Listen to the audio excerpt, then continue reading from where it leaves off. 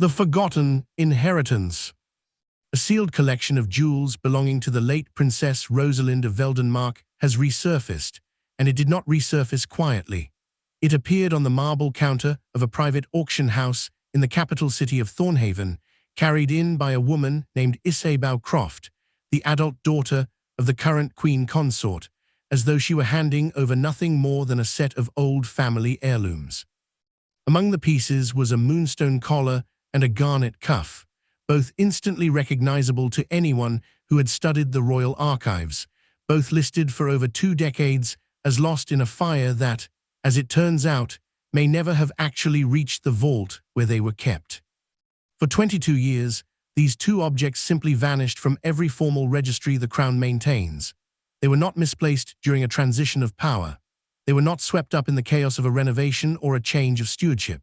They were, according to what is now emerging, deliberately kept off every ledger that mattered, tucked into a kind of administrative blind spot where no archivist would ever think to look, and no auditor would ever think to ask.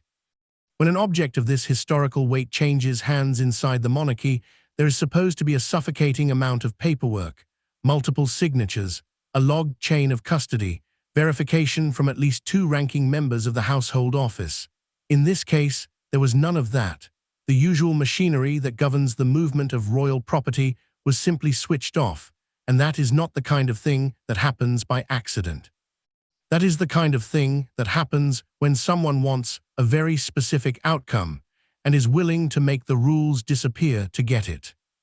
The clearest piece of evidence that something had gone wrong sat right there on the intake form at the auction house. There was no royal seal anywhere on the documentation.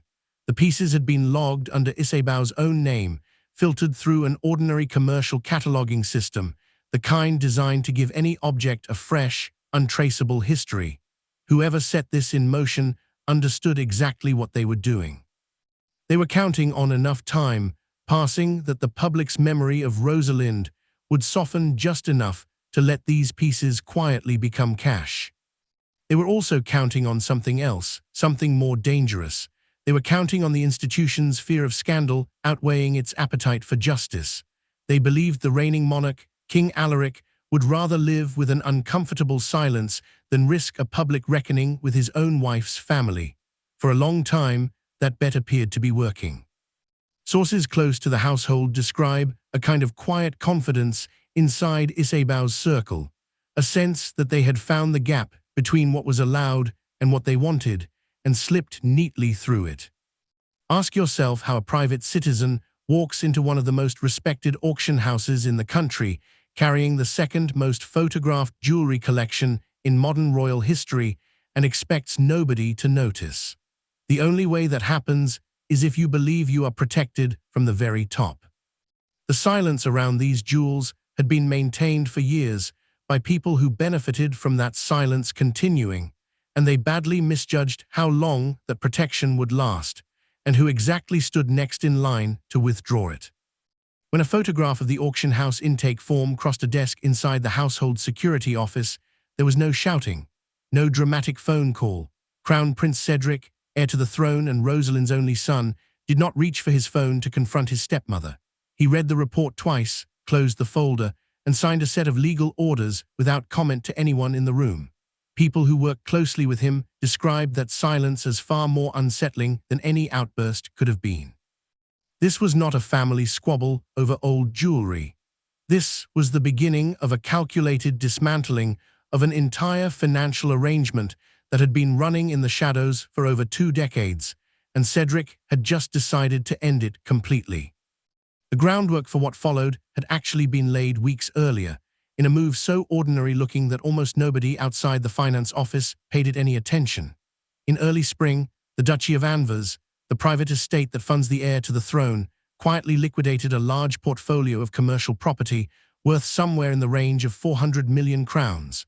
On paper, it looked like routine portfolio management, the kind of housekeeping that happens every few years in an estate that old. Publicly, the office explained the sale as a way to reinvest in regional housing initiatives, and the press ran with that story exactly as intended, painting Cedric as a modernizing future king focused on public good. What the press did not know And what is only now coming to light is that the same liquidation was also the first move in dismantling a much older, much murkier financial arrangement. For more than 20 years, a network of smaller trusts tied to the periphery of the duchy had been quietly funneling income toward members of Queen Consort Isolde's extended family. These were not formal appointments or salaried positions. They were the kind of loosely defined, personally brokered arrangements that flourish in old institutions where nobody wants to be the one to ask an uncomfortable question. That is not incidental financial planning. That is a structure built specifically to survive scrutiny by never officially existing. The people benefiting from that structure were, it turns out, the same people who thought they could quietly walk a piece of Rosalind's jewelry collection through a commercial auction house. They had grown comfortable relying on the institution's instinct to look away rather than confront its own royal family. Someone senior in the king's financial office had apparently made the decision, years ago, to let that arrangement continue rather than risk the appearance of disunity. King Alaric himself has never confirmed or denied any of it, and that silence has told people inside the household everything they feel they need to know about where his priorities sit. The confrontation that reportedly reshaped the family's internal balance of power was never meant to be overheard, but on a chaotic Friday afternoon inside Anva's house, a junior aide carrying dispatch boxes failed to fully close the door to the king's private study.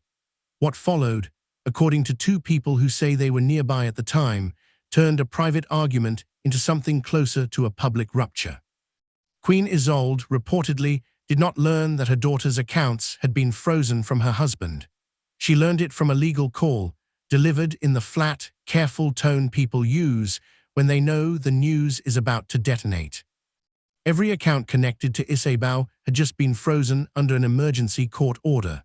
By the accounts given afterward, Isolde went straight to the king's study, pushed through the half-open door, and found both her husband and stepson already inside, Cedric standing calmly by the window reviewing a legal folder, the king seated heavily behind his desk.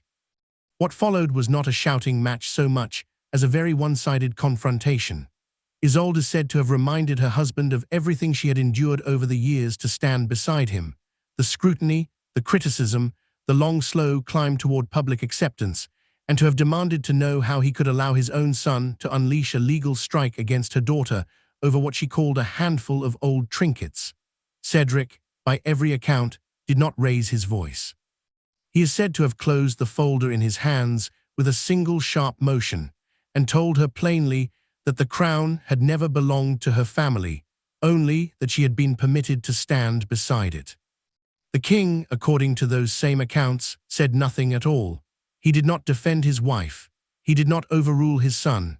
He simply sat there, and that silence is what people inside the household describe as the real turning point, the moment it became clear whose authority would define the institution going forward. What each of them carried out of that room mattered more than anything said inside it. Isolde reportedly left with the sense that no matter how many years she had given the family, she would always be treated as an outsider whose position depended entirely on her husband's willingness to protect her, and that willingness had just visibly run out. Cedric left knowing he had likely fractured whatever fragile peace remained in his father's household, and that he had chosen his mother's legacy over that peace without hesitation. To understand why he was willing to make that trade, it helps to understand what these two pieces of jewelry actually represent, because they are not simply beautiful objects that happen to end up in the wrong hands. The garnet cuff has a documented history that stretches back nearly 3 centuries, tied to a period of brutal territorial expansion during which the stones were extracted under conditions historians still describe as horrific. In an earlier century, a strikingly similar set of royal gems triggered the downfall of an entire noble house, when a court advisor was found to have quietly diverted crown stones into his family's private holdings. He lost his title, his fortune, and eventually his freedom, and the lesson embedded in that history has apparently never fully faded from the institution's memory. These objects, in other words, carry consequences for anyone who mishandles them, and they always have. There is also a more recent precedent, one that mirrors the current situation almost exactly. In the disorganized years following a major war, a trusted court courier attempted to smuggle a small cache of uncatalogued gems out of the royal vaults, planning to quietly sell them abroad to fund a private retirement. He nearly succeeded. He was stopped only because a routine audit caught the discrepancy before the sale could be finalized. His pension was revoked, his name struck from official records, and he lived out the rest of his life in total obscurity. The institution, it seems, has a long memory and very little patience for this particular kind of betrayal, no matter how carefully it is disguised. The Moonstone collar carries its own complications, tied to a disputed diplomatic exchange from over a century ago that a neighboring nation has never fully accepted as legitimate. To this day, the subject is occasionally raised in quiet diplomatic circles, which means that treating the piece as a simple family asset to be liquidated is not just reckless, it is a genuine risk to the country's foreign relations. Isabeau, by attempting to sell it through an ordinary auction house, was not just moving a piece of jewelry. She was unknowingly stepping into a decades-old dispute far bigger than her own financial situation. After surviving all of that, colonial extraction, aristocratic scandal, a near-successful smuggling attempt, and a lingering international grievance, this collection came within a signature of being quietly sold off in a private auction room by the Queen Consort's own daughter. It raises an uncomfortable question about whether anyone in that circle truly understood what they were holding, or whether they simply saw an opportunity and reached for it without considering the weight of what they were touching. This was not, as it turns out, the first sign of tension between Cedric and his father's household. Not long after his own wedding, Cedric had formally requested a small collection of his mother's private letters and a set of earrings be transferred into his keeping at his residence. It was an entirely reasonable request, historically unremarkable. It was denied anyway, not through any personal conversation, but through a cold, formal memorandum from a mid-level clerk, citing ongoing archival preservation as the reason. Nobody explained further. Nobody ever did. Whatever comes next in this story, one thing already seems clear. A family built on carefully maintained silence has just discovered that silence only holds for as long as the person with the most authority is willing to protect it, and that willingness has visibly changed hands.